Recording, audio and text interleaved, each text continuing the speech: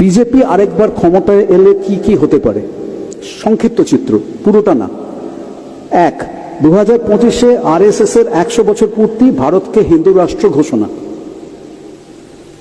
Number 2, অর্থনীতির সম্পূর্ণ বেসরকারীকরণ। Number 3, মার্কিনী মডেলে সর্বময় কর্তৃত্বে রাষ্ট্রপতি বা প্রেসিডেন্ট চালিত সরকার। 4, ইসরায়েল মডেলে সংখ্যালঘুদের প্রান্তিক শ্রেণীতে পরিণত করা এবং তাদের কর্ম ও বসবাসের স্বাধীনতা চূড়ান্তভাবে খর্ব। 5, হিন্দিকে একমাত্র জাতীয় ভাষা ঘোষণা।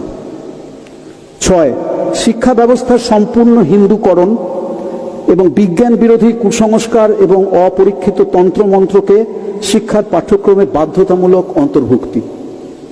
7, নতুন আইনে রাজনৈতিক বিরোধিতা, শ্রমিক ইউনিয়ন করার অধিকার, কৃষকদের অধিকার, বাক স্বাধীনতা এবং মিডিয়ার স্বাধীনতা সম্পূর্ণ লোপ।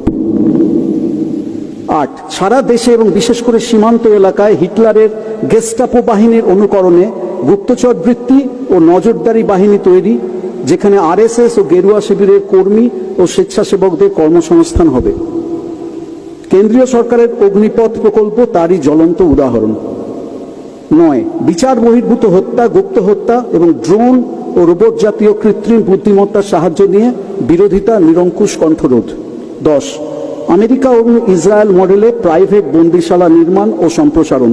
দেশের বিভিন্ন স্থানে ইতিমধ্যেই কিছু প্রাইভেট ডিটেনশন ক্যাম্প তৈরি হয়েছে আমেরিকার মডেলে। উদাহরণস্বরূপ আসামে তৈরি বিশ্বের দ্বিতীয় বৃহত্তম ডিটেনশন ক্যাম্পে একসঙ্গে প্রায় 3000 বন্দীকে রাখা যাবে। তারপর বিনামূল্যে বা নামমাত্র পারিশ্রমিকে বিভিন্ন লাভজনক সংস্থার কন্ট্রাক্ট দিয়ে এইসব বন্দীদেরকে দিয়ে কাজ করানো হবে, ঠিক আমেরিকা ও ইসরায়েলের মডেলে।